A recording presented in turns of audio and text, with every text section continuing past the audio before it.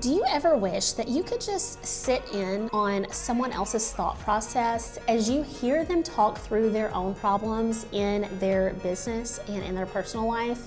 Like maybe if you could just hear the way someone else works through their problems, it could maybe give you like a little eureka moment, a little light bulb moment to help you solve your own problems. Well, my friend, if that is you, you are in the right place today. I want you to think of this particular episode as kind of like an inner circle episode where I'm going to pull back the curtains on the specific season that I'm in and the specific issues that I'm dealing with in this specific season. Now, I am in a season it's a beautiful season, okay? I'm experiencing a lot of growth and a lot of momentum towards very specific goals that I have been working towards for a really long time. And all of that is exciting. I'm so thankful. And I'm also scared I'm going to ruin it all, okay? I am scared that I'm going to self-sabotage and everything's going to crumble around me. And it is requiring me to become a different person. And honestly, it is not something that I expected. So it's catching me off guard a little bit. It's a little uncomfortable, I'm not gonna lie. And I'm gonna touch on all of that today. Like I said, I am pulling back the curtains because others have done this for me. And so I wanna do that for you as well. So I'm gonna talk a little bit about marketing challenges and some business challenges that I've been experiencing, but a lot of this is going to be internal resistances that I am currently working through. A lot of the business problems that I thought I had and a lot of the marketing problems that I thought I had were actually internal. And yeah, I'm just gonna be raw and real with you today. So if you are nodding your head like this and you're like, yeah, that's where I'm at and that's exactly what I'm feeling, then settle in because this episode is for you. Okay, I've got some notes behind you that I'm going to reference. I'm gonna try to not ramble, but I also wanna give you the thought process behind all of this, and I don't have it all figured out, but I am definitely giving it my all and trying to figure it out. So I am currently in a new season that I've never been in before, where I am going deep on a project and a topic instead of spreading myself out against a variety of goals. So I am writing a book. And this book is not just a book, it is the foundation of everything that is to come after the book. So simultaneously, along with writing the book, there are a lot of projects that kind of branch out from the book. And all of that means that the book is really important. And that puts me in a different position than I've ever been in before because I have never worked on an asset before in my life. All of my jobs before, so for a little context, I was 12-year career. I started at 12 years old in the restaurant industry. I was in wine and spirit sales. Been in real estate for 7 years. And all of those careers have a beginning, a middle, and an end when it comes to projects. Now, the projects might vary in length, but there is a beginning, a middle, and an end. And in some cases, you're going deep, like with real estate, I got, a lot of certifications. I did a lot of outside training, and I read a lot of books. But in general, a lot of the work is just making sure that the process moves along. There is an end point to the work itself. But with the book, there is no defined beginning, middle, and end. There are so many layers, and I am having to choose which layers are important enough to dive into and which ones are not. And it is the most uncomfortable thing that I've ever done in my whole life. I've wanted to write a book forever. I'm so excited and passionate about it.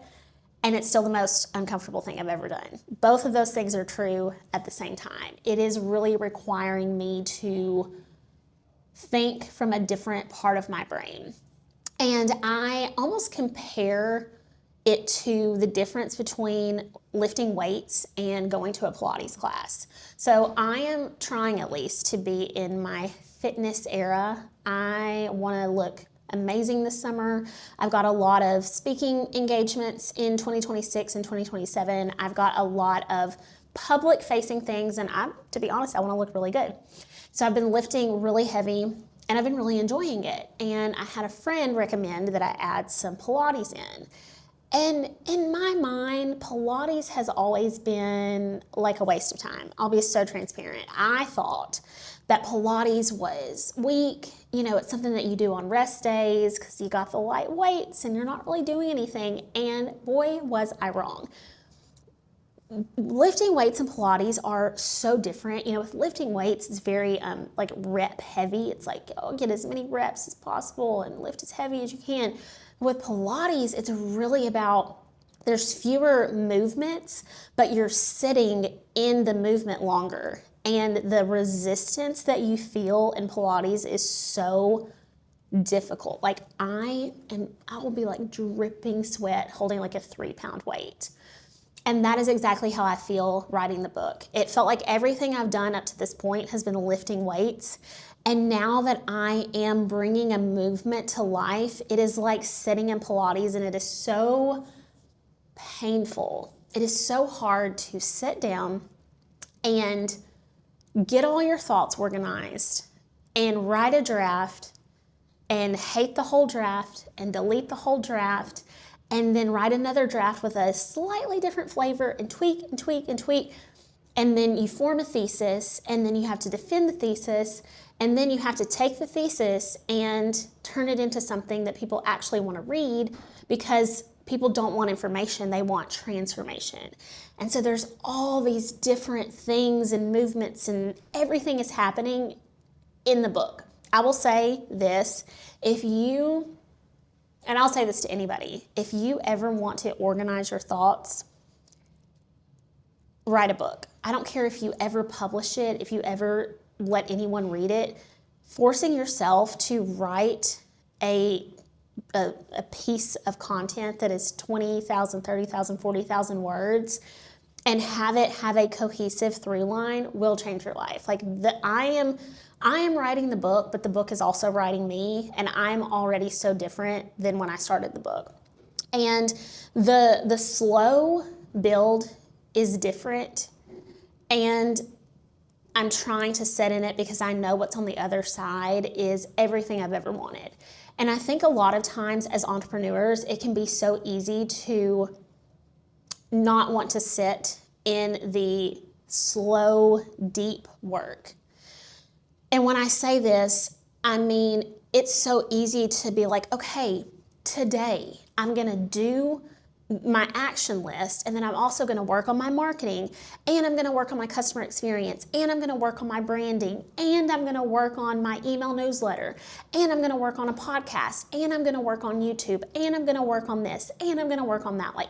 It is so easy to want to spread yourself out because you see these successful people and they're doing all those things, but what you don't realize is they went deep on one asset for an extended period of time, and then they built on top of that.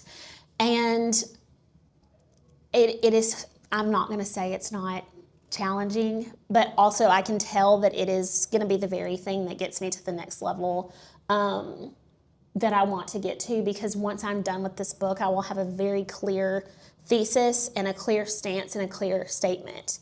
And I am just allowing myself to sit in that resistance. So if you're experiencing that, where maybe you want to start a podcast, or you want to really refine your client experience, you want to be known as the best client experience, you want to be known as the best in marketing, you want to be known as the best in branding, I highly, highly, highly recommend that you commit to a sprint season and go all in on whatever that is, and you will feel some resistance. You'll feel pulled to try and do all these different things, and allow yourself to sit in that resistance. Okay, something else that I have been working through that has been extremely mentally challenging for me, and it kind of goes along with the first point that I had, is letting go of what is no longer serving me.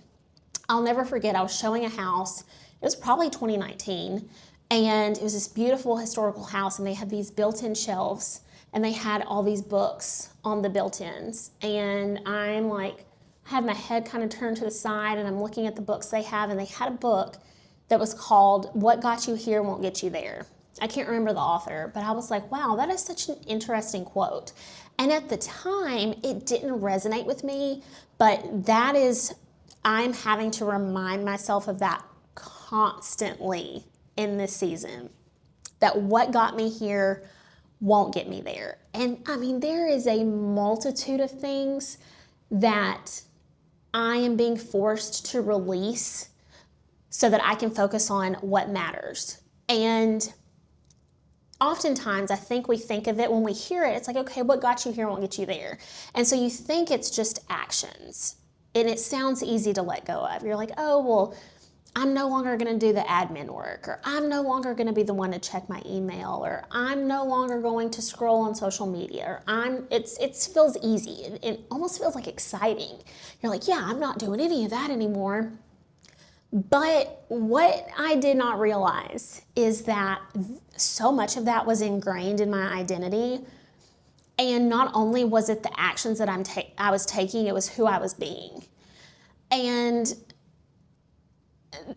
it is so painful. There's no other word for it besides it is so painful to let go of those old thoughts and those old beliefs and those old habits that built you up to where you are to get to the next point. So one of the big things for me right now that I'm having to work through is my money wound.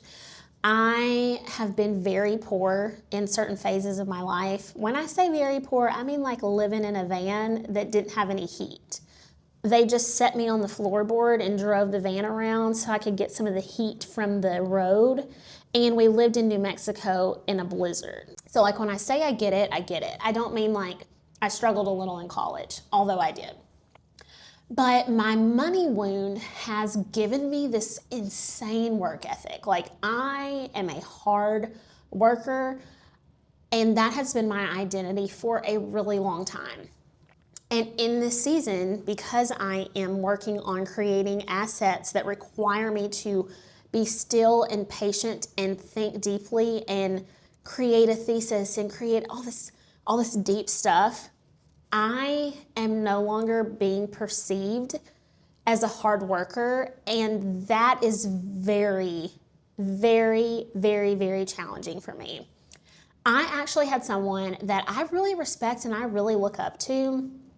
She said to me, I mean, Blakely, you used to be such a good agent.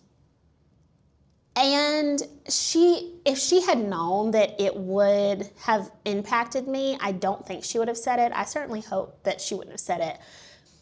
But to let go of who you've been that got you here to this point is so difficult, because my mind immediately goes, okay, if I'm not the hardest worker and if I'm not working hard, then I'm going to be poor again.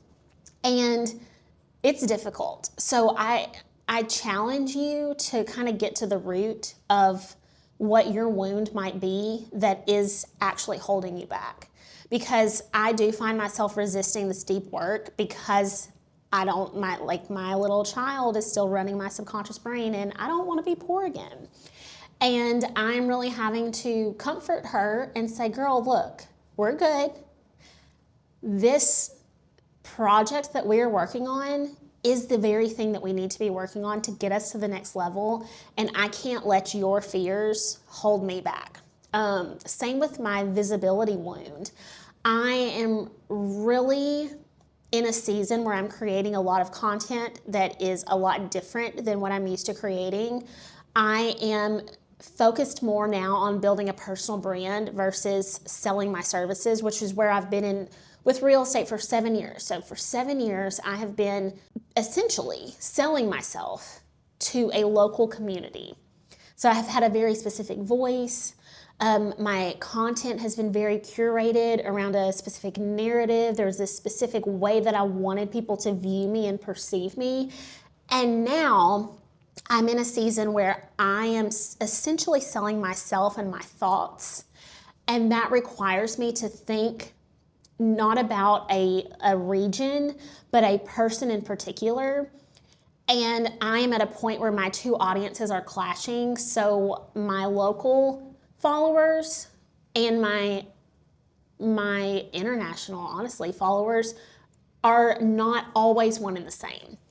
Now, I will say about 97% of my content is resonating deeply with my local audience. I'm getting messages, text messages. When I see people out in public, they're like, Blakely, your content lately is so good. Like, I can relate. And then I'm also getting the 3% that hates my content. When I tell you they hate it, I mean, I'm getting messages of, how dare you post that? That is not what a Christian would post. You need to pay closer attention to the music that you're choosing to put on your stories. I mean, it's just like I am making people angry, and I'm having to be okay with people not liking me. And that's real hard. It's real hard. I think especially when you come from a career where you get paid because people like you, it's been a challenge. There's no way to soften how it's made me feel. Like, being misunderstood has been one of the most challenging things that I've experienced in the last couple of years in terms of business growth. And I'm allowing myself to sit in it because, once again, I know that everything I want in my life is on the other side of that resistance. But Billy, is it hard? Okay? Acting from your future while you're still in your present is the very thing that will get you to your future, but it's also so difficult. Like, when you're reading it or you like talk about it, you're like, that's so easy. I can do that. And then you actually get in it and you're like, man, I just want to cry all the time. But you don't, because you don't have time. Kidding. The next thing that I'm struggling with is another people-pleasing tendency. And this is something that has hit me like a ton of bricks that I never realized that I did. And it has held me back for years. And you might be experiencing this as well and not even realize it. So I'm going to bring it to your awareness. If you plan to get to the next level, whatever that is, whether it's personal, professional, you are going to have higher standards when it comes to the drama that you allow other people to pull you into, okay? So I personally don't really have a lot of drama in my life at this point. I pretty much work and go home and spend time with my husband. You know, obviously I fire some people up on social media, but really I'm not posting a lot of political stuff. Like, I, for the most part, live a fairly drama-free life. However, one of my unique traits, one of my strengths is that I can hold space for other people and I can contextualize problems so they can just kind of just word vomit and I can put their problems into a clear statement. And that makes me a really good sounding board. And to be honest, I love it. I love being a sounding board. Like, it makes me feel good about myself to be other people's sounding board.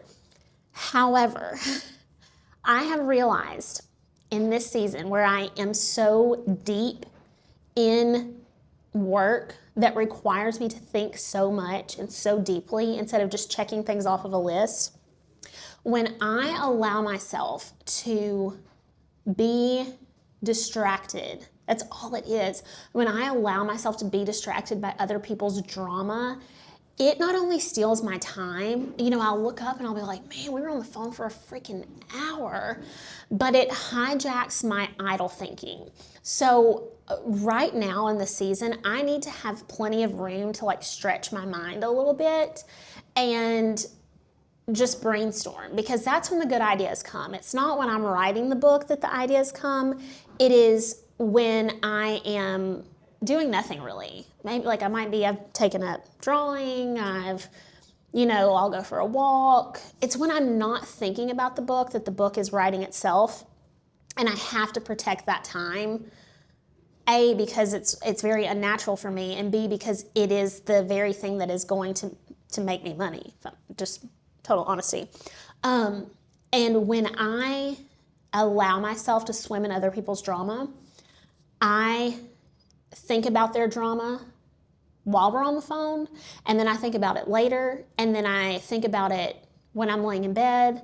And instead of using my idle brain time to come up with solutions to my own problems and my own business issues and my own personal stuff, I'm thinking of everybody else all the time and their drama and their circumstances and how I can help them work through this and work through that. And it stinks to have to protect that mental white space, that mental freedom that you have to allow yourself in order to do the deep work. It's hard because they're my friends, and I want to be that place for them to come and get their thoughts out, and let's organize the thoughts and let's come up with an action plan. And at the same time, like, that is one of the things that holds me back the most. I have been really ruthless with analyzing my time. Looking back on Fridays, I'm like, okay, where was I? Where did I see momentum this week? What was like holding me back? I'm being very honest and very brutal with my analysis. And that is the one thing that wastes my time the most in the week, is getting on the phone and getting caught up in other people's drama and allowing it to become my drama and ruminating on it long after the conversation is done. And so, if you have a great solution for that, please let me know. I have talked to a therapist about not just that particular situation, but ruminating thoughts in general. I will get a thought in my brain, like if somebody does me wrong, or this is really petty, this is like probably the most childish thing that I do. I can't believe that I'm admitting it right here. This is not me pulling back the curtains. This is me opening the bathroom door and letting you in.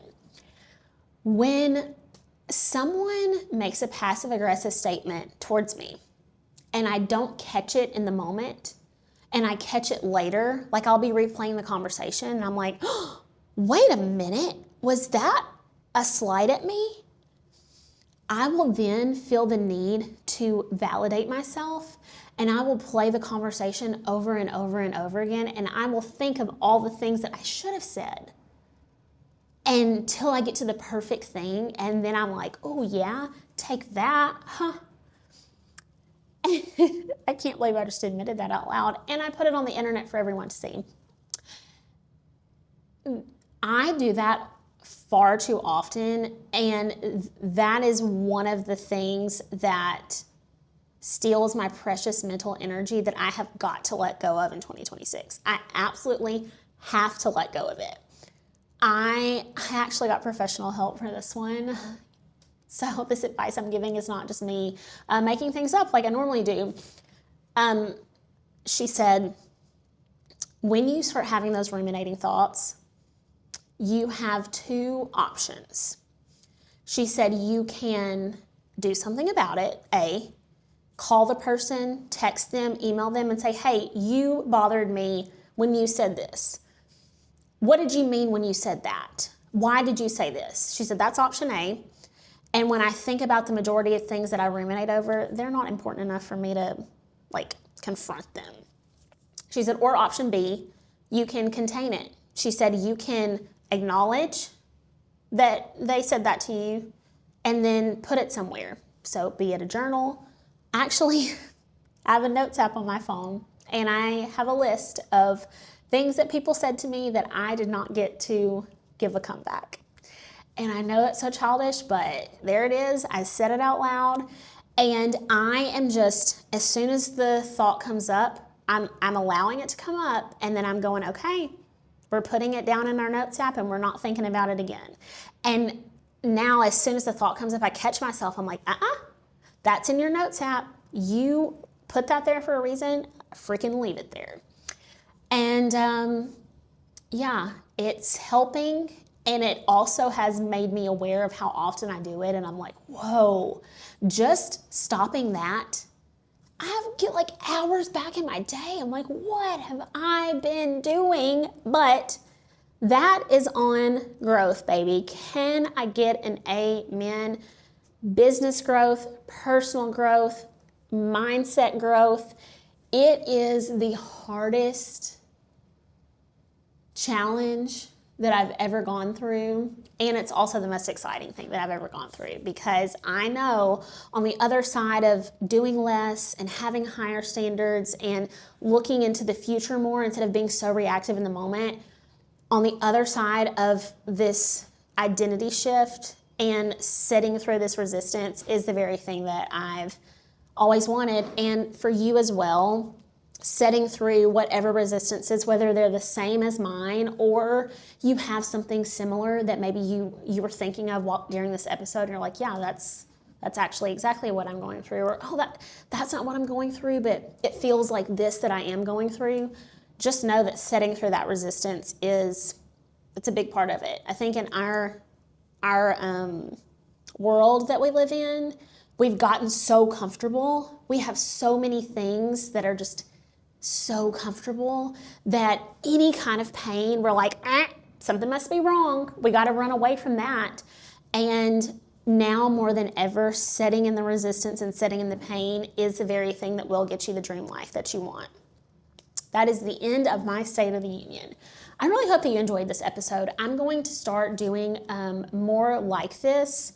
I'm going to have inner circle episodes similar to this one, where it is just a stream of thought. And then I'm going to have skills episodes that are going to be a little bit shorter, and they're going to be the actionable episodes that I typically do, which y'all love. And so I'm hoping that having a little flavor, a little bit of both, where you have maybe, I'm going to try to start doing 2 episodes a week. I have a resistance to 2 episodes a week, and that resistance makes me think that's the very thing that I should be doing. So I'm going to start doing an episode a week where I do skills, and you get to leave with like a short punch of like, I can go do this today. And then I'm going to do another one similar to this where you just think on things. You just kind of let your mind wander, and you're like, yeah, I never thought about it like that, or that's exactly what I've been going through as well. So hope you enjoyed this. If you did, and you think a friend could benefit from this, send this episode to them. They will, if they get anything out of this episode, they will always think of you. And I won't be the hero in the story, you will be the hero in the story. So that is the importance of sending things to people when you think of it, because then they'll go, man, like Alicia sent me that episode and it changed my life. And leave me a review. If you're watching on YouTube, hit subscribe. I am coming out of the gate with YouTube content this year, and I'm really excited to grow with you. So hope you enjoyed this episode, and I'll see you in the next one.